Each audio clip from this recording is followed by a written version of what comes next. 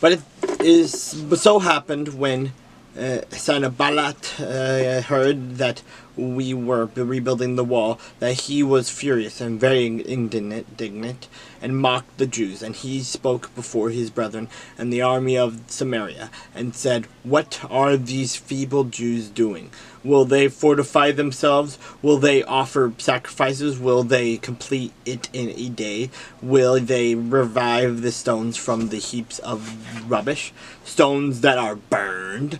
Now Tobiah the Ammonite was beside him, and he said, "Whatever they build, if even a fox goes up on it, he will break down their stone wall.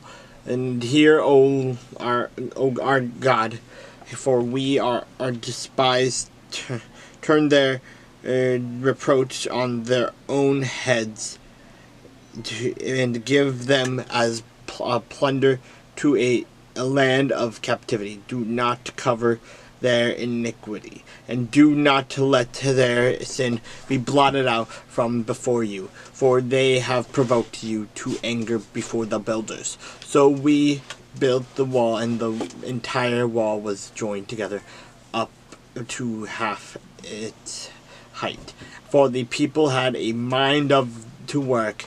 Now it happened when Sanballat, Tobiah, the Arabs, and the Ammonites, and the Ashdodites heard that the walls of Jerusalem were being restored, and the gaps were beginning to be closed, that they became very angry, and all of them conspired together to come and attack Jerusalem and create confusion. Nevertheless, we made our prayer to our God, and because of them we set a watch against them day and night. Then Judah said, "The strength of the laborers is failing, and there is so much rubbish that we are not able to build the wall." And our adversaries said, "They will neither know nor see anything, till we come into their midst and kill them, and cause the work to cease."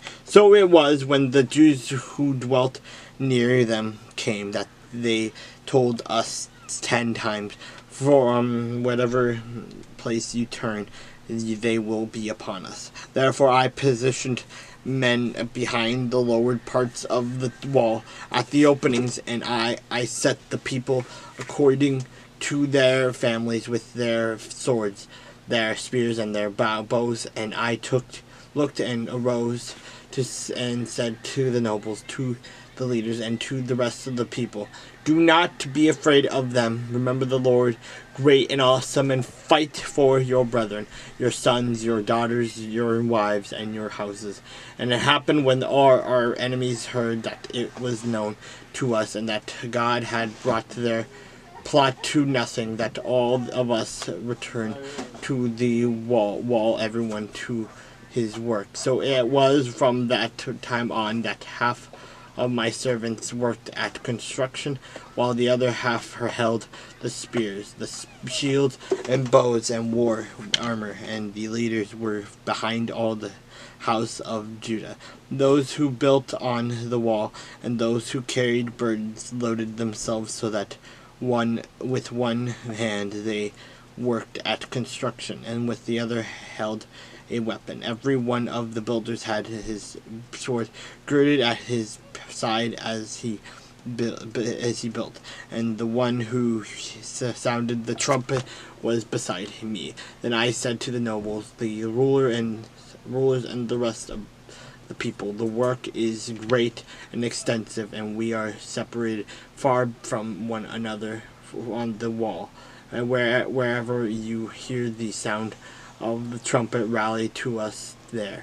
Our God will fight for us." So we labored in the work, and half of the men held the spears from daybreak until the stars appeared.